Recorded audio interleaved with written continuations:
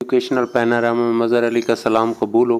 ہم پاکستان افیئر یا history of Pakistan کے عنوان سے انتہائی تفصیل کے ساتھ ایک ٹاپک کو لے رہے ہیں۔ تو آج کا ہمارا ٹاپک ہے باؤنڈری کمیشن۔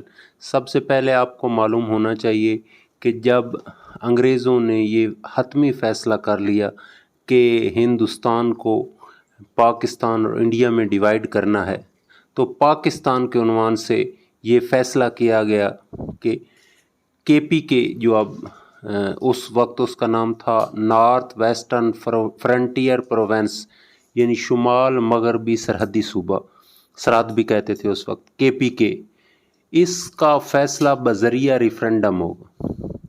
سندھ کا فیصلہ سندھ کی اسمبلی کرے گی، بلوچستان کا فیصلہ شاہی جرگہ کرے گا، اور جو اسٹیٹ ہیں، ریاستیں ہیں، پرنسلی اسٹیٹس ان کو کہا جاتا ہے، ان کے جو پرنس ہوں گے وہ ان کا فیصلہ کریں گے۔ باقی بچ گئے تھے دو پروونسز، ایک پنجاب تھا اور ایک بنگال تھا۔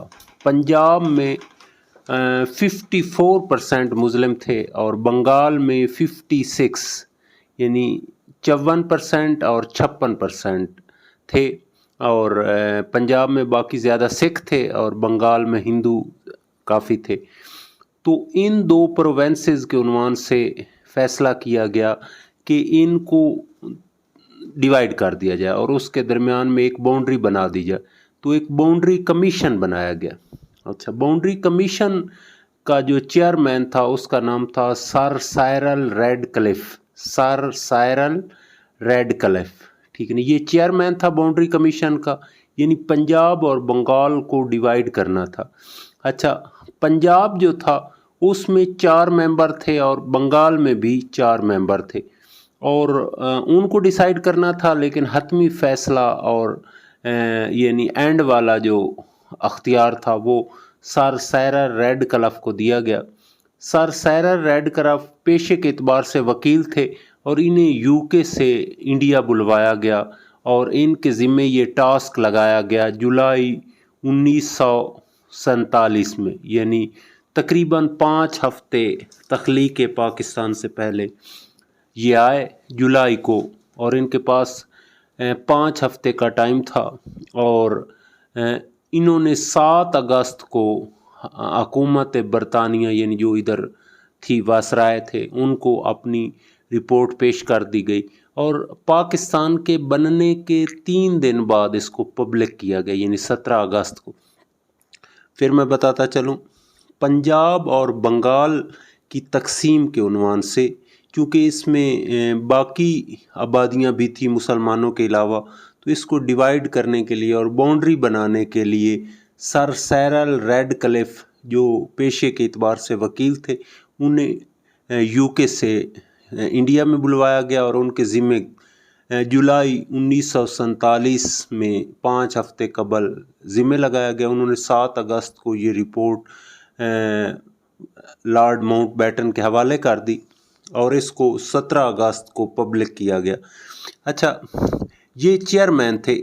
پنجاب میں 4 ممبر تھے جن کو یہ ڈیسائیڈ کرنا تھا، اور ان کے درمیان اختلاف کی صورت میں حتمی پاور سر سائرل ریڈ کلف کے پاس تھی۔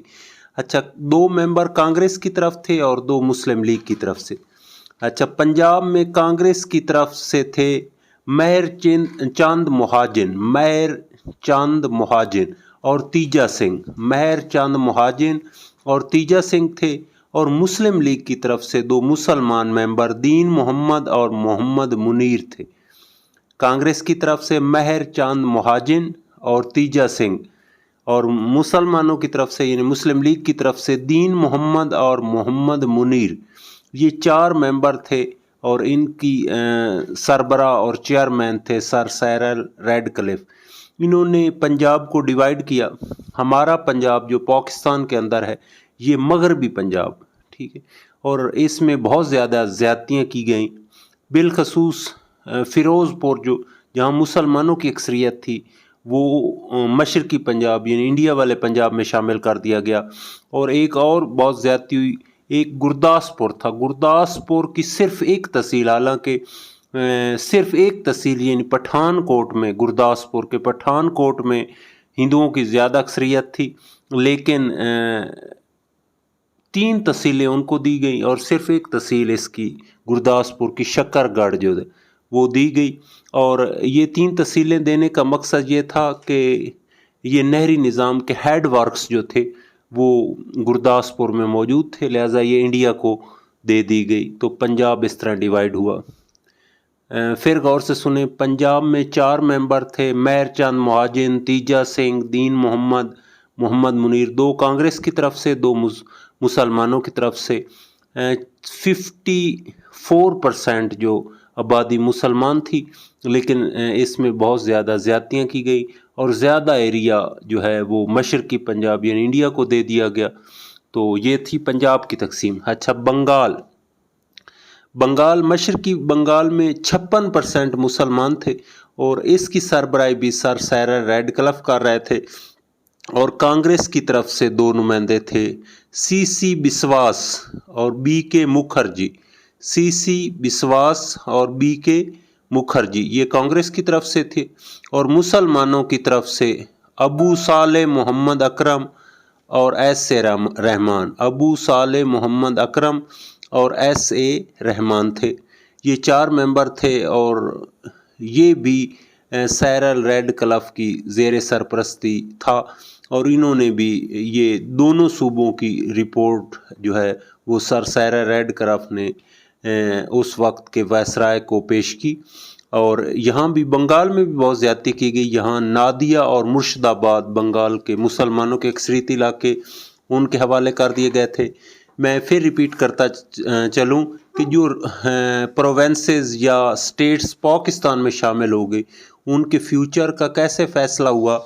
KPK میں یہ فیصلہ کیا گیا کہ وہاں ریفرنڈم کرایا جائے گا، تو وہاں کی ریفرنڈم کے ذریعے انہوں نے پاکستان میں شمولیت اختیار کر لی۔ سندھ کی اسمبلی کو اختیار دیا گیا، اس نے پاکستان میں شمولیت کا فیصلہ کر لیا۔ بلوچستان کے شاہی جرگے کو اختیار دیا گیا، اس نے پاکستان میں شمولیت کا فیصلہ کر لیا، اور انشاءاللہ العزیز تفصیل کے ساتھ کبھی میں ان کو بیان کروں گا۔ اور پرنسلی اسٹیٹ کے جو شہزادے تھے انہوں نے جو ہے وہ پاکستان کے ساتھ علاقہ کیا، لیکن جیسے کشمیر وغیرہ کی انہوں نے، چونکہ ان کا مہاراجہ ہندو تھا، وہ پرابلم ہو گیا۔ اور پنجاب اور بنگال کو ڈیوائیڈ کرنے کے لیے سر سائرل ریڈ کلف کی زیر سرپرستی 4 ممبر تھے، اور 5ویں یہ سر سائرل ریڈ کلف تھے، اور حتمی اختیار بھی ان کے پاس تھا۔ تو پنجاب اور بنگال کو مسلمان اکثریتی اور پنجاب میں سکھ اکثریتی اور بنگال میں ہندو اکثریتی حصوں میں ڈیوائیڈ کر دیا گیا۔ امید ہے کہ آپ کو یہ باؤنڈری کمیشن پوری طرح سمجھ آ گیا ہوگا۔ یہ صرف 2 پروونسز کے عنوان سے تھا۔ Thanks very much.